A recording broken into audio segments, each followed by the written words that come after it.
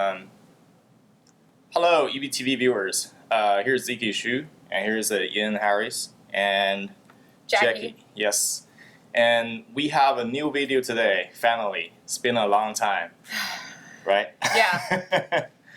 And we have a lot of things happened recently. I mean, for the shop, the online stores, and have a bunch of other things need to do. It's been busy for a while. Yeah, we've had a lot going on. Yep. Servers went down, Yeah. had to redo Yep. the website. We'll kind of get to that in a little bit. First, we wanted to talk about earlier, I guess it wasn't this month, it was the end of April, Yeah, end of April. Actually, it's April 23rd. Zeke's birthday. Yeah, actually, it's my birthday. Yeah, Thank you, guys.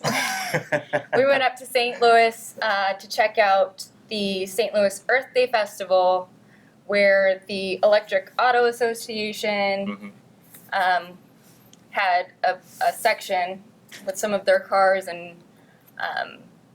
some of the builds from followers of the channel and from Dad. Wayne Garber was there. Yep. Dan, the driving man. Daniel.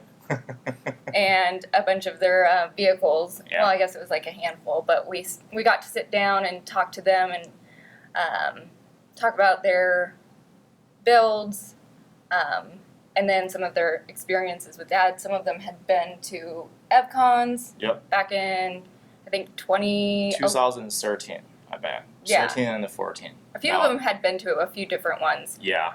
And so we got to hear and do some interviews with them, so check it out.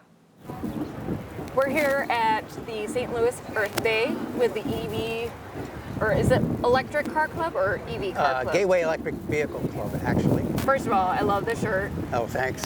You went to EVCon. I went to EVCon. I was at EVCon 2013, 14, and 15. For the whole session? For the whole session. Really? I drove my car down there in 2014. Great fun. Was that the first time you met Dad? Oh, no. He was, I was thinking about that. He was at one of our club meetings around 2010. So that's where I first met him. He came to talk about batteries. You know. Okay. He had a love of batteries. Yeah. And so we heard about lithium batteries at that time. And yeah. So, and then he was at an Earth Day festival here around that time also.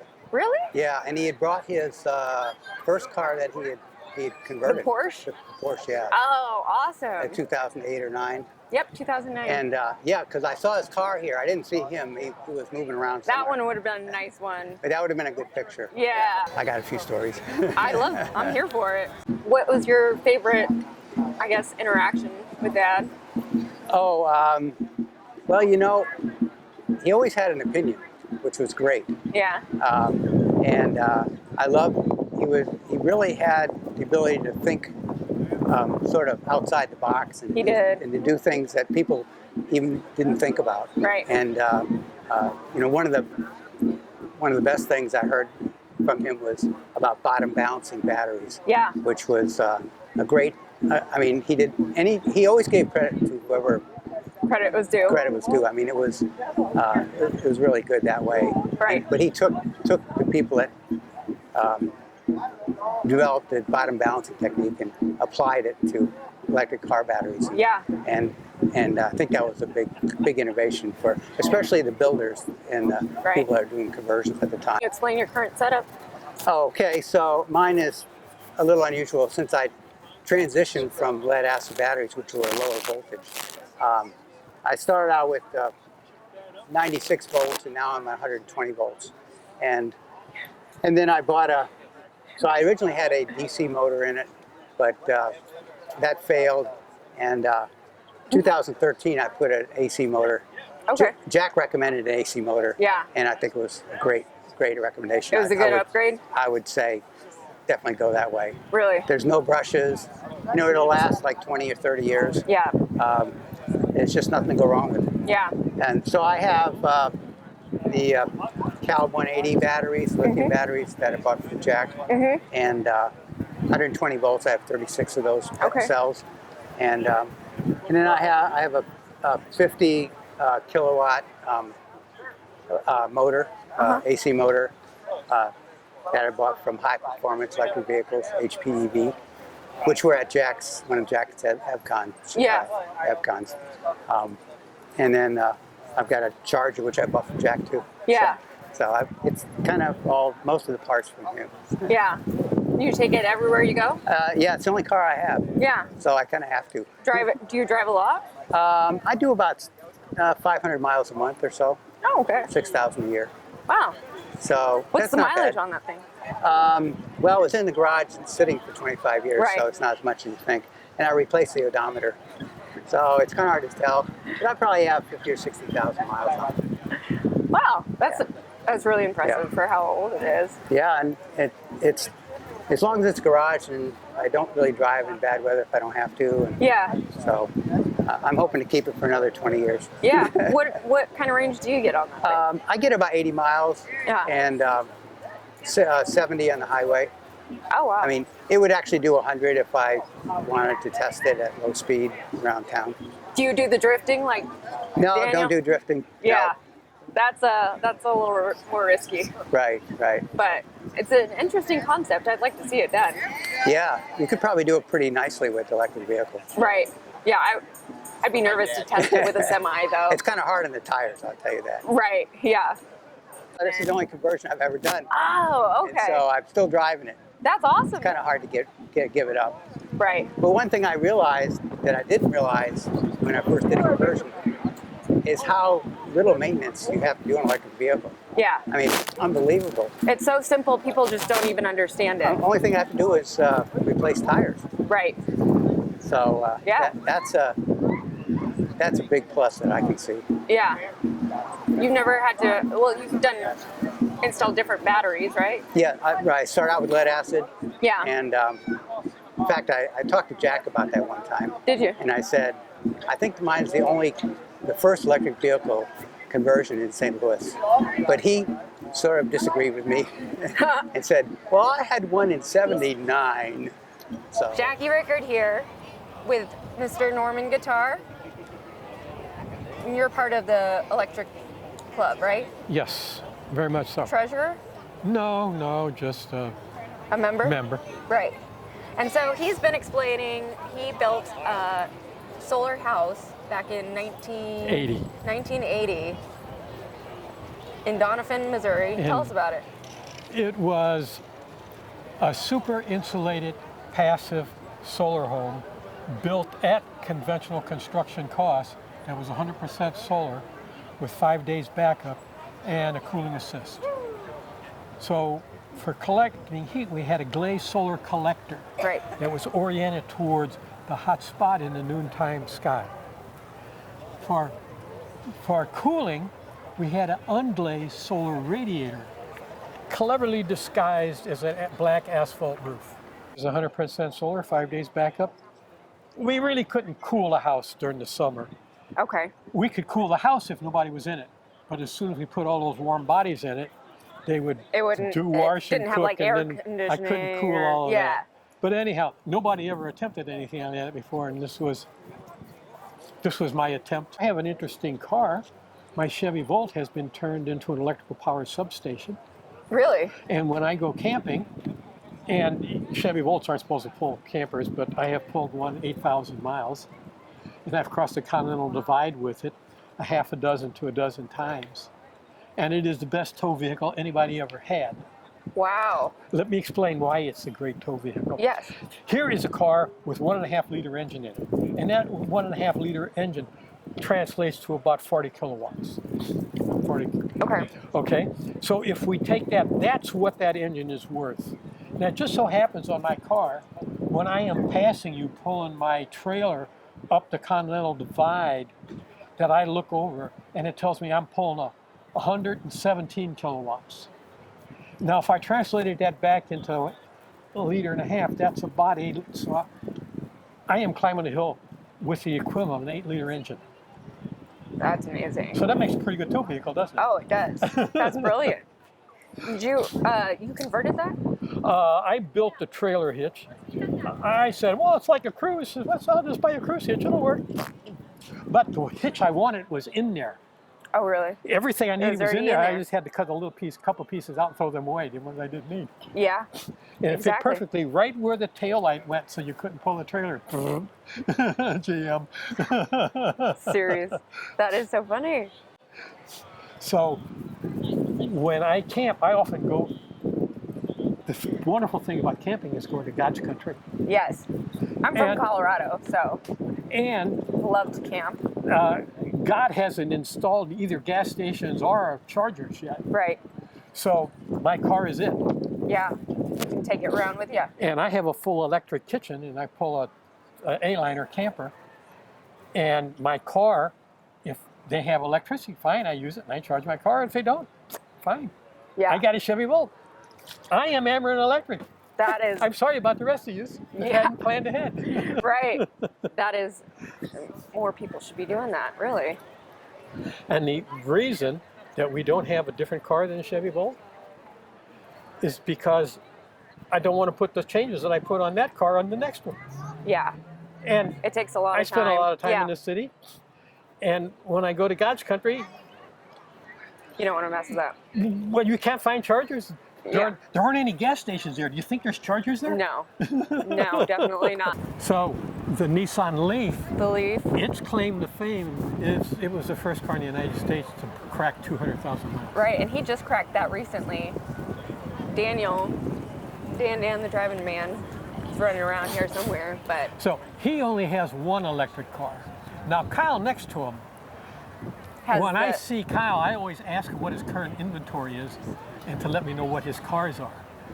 Because I've never known him to have less than 3 electric cars. Really? But he's generally in flux. He's had different electric cars. Right, and so that's the one he brought today. So he has a Transit right now. We've got a couple of those at the shop. And what is that one that looks like the official electric car of Wisconsin? Looks like a cheese wedge.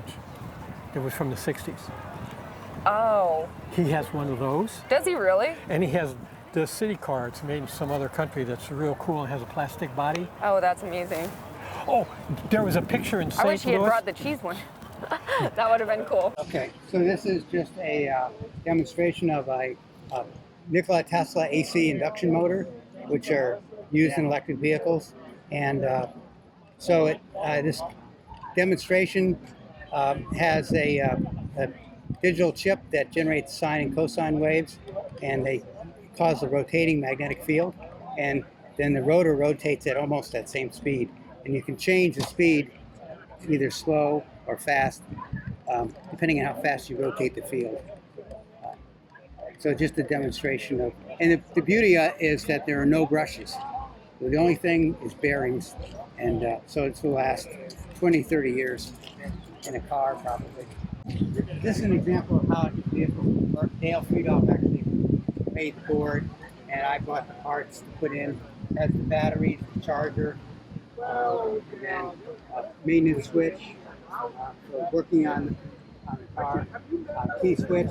And nowadays they have push-button switches sometimes. And then controller. This is a pulse width modulation controller for DC motors. But again, you can change the speed. It's obviously important in an electric car. Yeah. Okay, so here's a couple of videos we already we filmed from the St. Louis Earth Day, and then you can see Jackie got a couple interview with the Vangovers, and then another guy. Norm. Oh, Norm. Yeah. Yeah. So pretty cool. Interesting guy. Yep. It was fascinating to hear about. I mean, Yep. some of these guys have been doing it. Wayne Garver Mhm. built his car. Yeah, he's a Volkswagen, the Beetles. Mhm. Yeah, it's a really nice color, and also I believe he updated a couple times. Right. Yeah, I saw the EVTV sticker on it. Yeah. Yeah, we got some good footage of that. Yeah, he some got photos. Yeah, I believe he got the cow battery from us. That's Yes. what I heard from Richard. Yeah, he Yeah. had to update his build a few times. Yeah. But he's had the same one since 82 when he built it, or 72? I thought it was 82.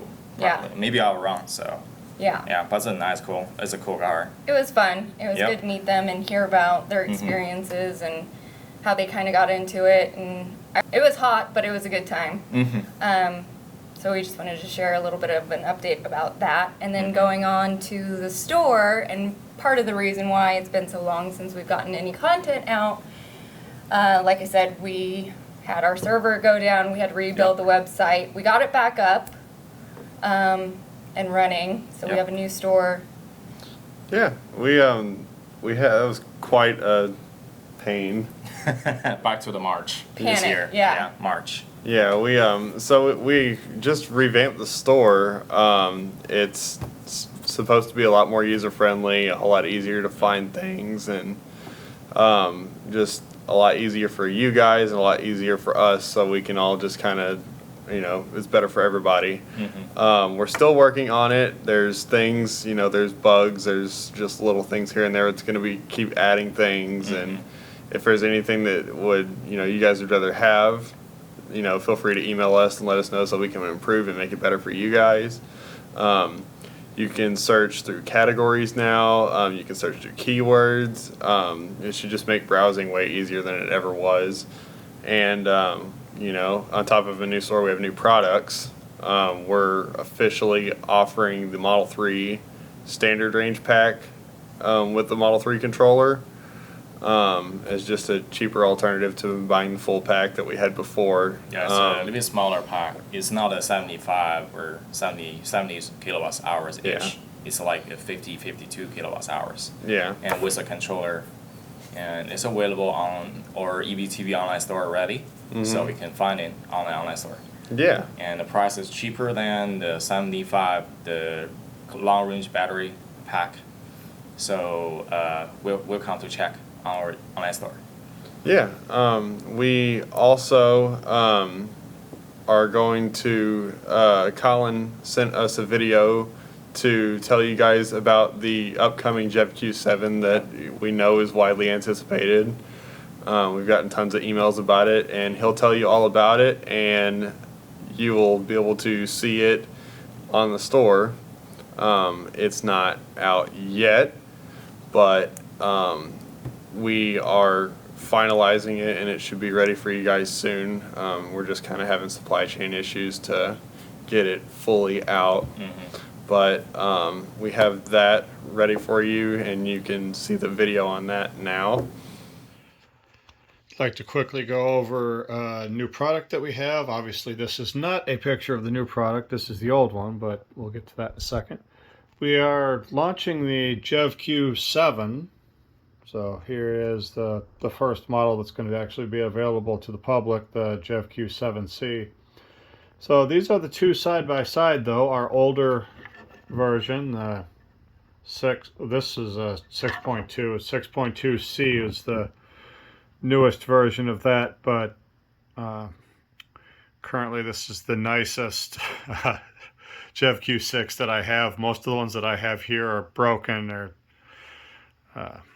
models that are units that got rejected. So this is what the JevQ6 looked like. You can see here, got various chips. This is a Bluetooth module. There was an expansion port here. This wasn't a particle electron. Allowed for a cellular modem to be installed. We never really ended up supporting that properly. And our newest product, you can see that they look real similar. They are the exact same board layout, the exact same number of pins here, 48 pins. But obviously, other than that, basically everything is 100% different. This was a two-layer or two-sided board. Has the Atmel SAM3X on it. This is instead using a Teensy micro mod. So I'm going to quickly go over the differences here. We'll first cover our JevQ7 had 4 analog input ports, 4 digital inputs, 8 digital outputs, which basically were what you would call a low side driver where it switches ground on and off. We had 2 isolated CAN buses, EEPROM storage for storing persistent data. Have this Bluetooth module here from, I think that's an Adafruit module is what we used. Yeah. So that could do Bluetooth so that you could get some wireless connectivity. This also supported pack measurement. You could connect to the low and high and middle points of your pack and get some pack voltage monitoring. And it supported reading a shunt for current in your car. The pack voltage reading and shunt never really worked that well, so we didn't really prioritize advertising that much, but that's basically what the JevQ6 had. So you had 4 of each input, 8 outputs, and 2 isolated CAN. Now you come over here to the new model, there are a lot more inputs and outputs and things. This has 8 analog inputs. You can see here, this is the analog filtering section for 8 inputs. 12 inputs for digital, so that's a lot more. You got your digital chips here. The 12 digital inputs here, 8 of them are meant for 12 volt triggering, or what you would call 12 volts, really, 14, 15 volts, whatever you have in your car. So 8 of them work at that, and 4 of them are meant for 5 volt triggering. The 5 volt ones could work on 12 volts as well, but they're probably going to overheat the transistors. There's nothing otherwise that would inherently stop you from putting 12 volts to them, but they're geared so that 5 volts will trigger them. So they're really more properly used at 5 volts. But still, you've got double the number of 12 volt inputs from JevQ6, so that shouldn't be a problem. There's still 8 outputs, and on this board, and I showed you the back side of the other one. On this one, you can see I didn't put anything on the back side. So all 8 of your outputs are there, still low side drivers. This has now 3 CAN buses. You can probably see right in here, I've got 1 CAN bus jumpered, but there's 3 jumpers there for terminating the CAN buses. This has essentially 3 different CAN buses. There's 1 standard CAN bus that's non-isolated, 1 isolated standard CAN bus, and 1 non-isolated CAN bus FD. So there are a total of 3 CAN buses here, and so that's 1 more than the previous model. Only 1 of them is isolated, but it is fully isolated from the whole rest of the system, whereas here they're just they were isolated, but not quite as much, and they definitely weren't isolated from each other. So you've got your 3 CAN buses here. You still have EEPROM. Now on this, for Bluetooth, we're using this ESP32 unit. That can do Bluetooth. It can also do Wi-Fi. The fact that we're using a fully programmable chip here, you can run basically any program you want on this ESP32. So it drastically increases our options. This was actually a BLE module, Bluetooth Low Energy, so kind of slow, but it would let you do BLE queries. This can do BLE, it can do Bluetooth Classic, it can do Wi-Fi. So there's a lot more options here. We're going to be running a website that is hosted by this. So when you connect it to your Wi-Fi or you make it be a Wi-Fi hotspot, you'll be able to connect to the website there, configure things, get status outputs. We can do all the things that we did with that Bluetooth module with this, plus a lot more. There is no pack voltage monitoring or current monitoring on this. You're pretty much expected to use a normal BMS. There is an expansion port here, kind of like we had over here with the particle electron, but this is another micromod connector. So you've got your main micromod connector here for the Teensy. And then we have an expansion port here that the Teensy micromod module would fit into. But the basic idea here is that this is hooked up with a few less pins, but CAN is hooked up here. 4 outputs are hooked up here, which go to outputs on that. And this will let us make expansion boards in the future. We've talked about maybe even allowing this to be a Tesla battery management system for the Model S modules. And if we do that, we would put a little expansion board on here. And with these 4 outputs, you'd then be able to have your serial comm to the Tesla Model S modules, and you could use this as your BMS controller along with anything else you're doing. You might also be able to see that another addition here, you've got a micro SD card slot right there. You can update the firmware on the TNC Micro Mod. You can update the firmware on the ESP32 through that. You can use it for logging.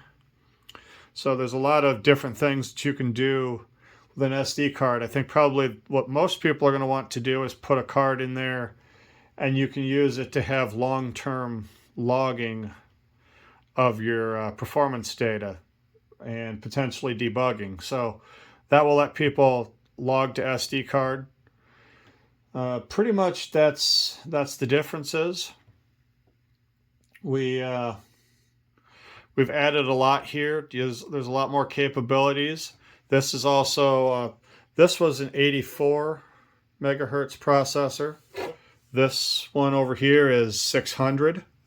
So this also, the USB 2 port here, they both connect at 480 megabits per second, but the chip here probably could only sustain maybe 4 or 5 megabytes a second throughput.